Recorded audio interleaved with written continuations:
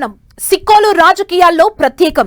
అలాంటి స్థానం నుంచి పోటీ చేసి ఓడిన మాజీ ఎమ్మెల్యే రెడ్డి శాంతి వ్యవహారం ఇప్పుడు ఫ్యాన్ పార్టీలో కొత్త చర్చకు దారితీస్తోంది. ఇంతకీ ఏం జరుగుతోంది? ఓడిపోయినా ఆ నేత తీరు మారడం లేదా? అప్పుడు ఇప్పుడు ఒకే రకమైన పందా కొనసాగిస్తున్నారా? కీలక నేతలు చేజారుతున్నా పట్టించుకోవడం లేదా? అక్కడ వైసీపీ క్యాడర్ పడుతున్న ఇబ్బందులు ఏంటి?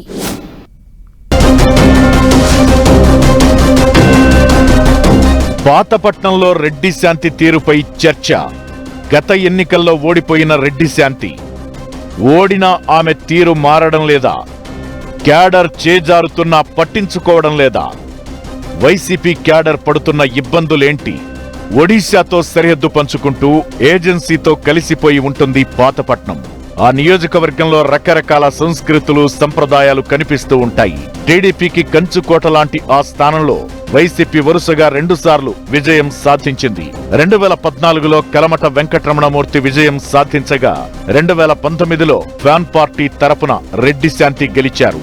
2024లో ఈ సీటు మళ్లీ టీడీపీ వశమయ్యింది. మామిడి గోవిందరావుపై 26,000కు పైగా ఓట్ల తేడాతో రెడ్డి శాంతి ఓటమి చవిచూసింది. అయితే ఫలితాల తరువాత ఓటమికి కారణాలు ఇవే అంటూ చాలా అంశాలు తెర మీదకొచ్చాయి. అయినా సరే రెడ్డి శాంతి తీరు మారడం లేదని, అధికారంలో ఉన్నప్పుడు లేనప్పుడు ఒకేలా వ్యవహరిస్తున్నారనే గుసగుసలు నియోజకవర్గంలో వినిపిస్తున్నాయి.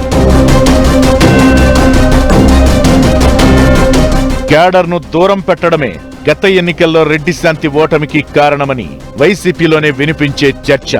అధికారంలో ఉన్నప్పుడు క్యాడర్ కు అసలు ఆమె అపాయింట్మెంట్ కూడా దొరికేది కాదని, పీఎల్ఏ మొత్తం నడిపించేవారనే విమర్శ ఉంది. దీంతో క్యాడర్ దూరమవుతూ వచ్చింది. నియోజకవర్గంలోని సీనియర్లంతా గ్రూపుగా ఏర్పడిపోయారు. కొందరైతే సరిగ్గా ఎన్నికల సమయంలో వైసీపీకి గుడ్ బై చెప్పారు. ఇవన్నీ గత ఎన్నికల్లో గట్టి ప్రభావం చూపించాయి. పార్టీకి ఆయువు పట్టులాంటి నియోజకవర్గంలో ఓటమి చవిచూడాల్సిన పరిస్థితి వచ్చిందనే చర్చ వైసీపీలో ఇప్పటికీ వినిపిస్తూ ఉంటుంది.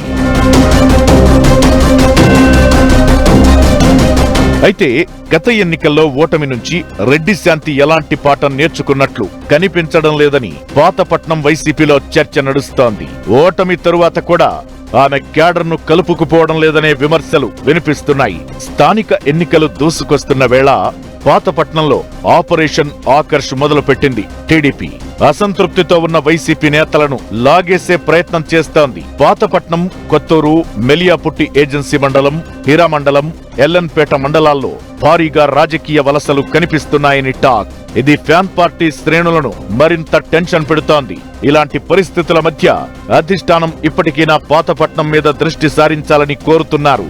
ద్వితీయ స్థాయి నేతలను రెడ్డి శాంతి కలుపుకుని పోవాల్సిన అవసరముందని, లేదంటే పాతపట్నంలో పార్టీ మనుగడే ప్రశ్నార్థకంగా మారుతుందనే ఫ్యాన్ పార్టీ కార్యకర్తలు అంటున్నారు.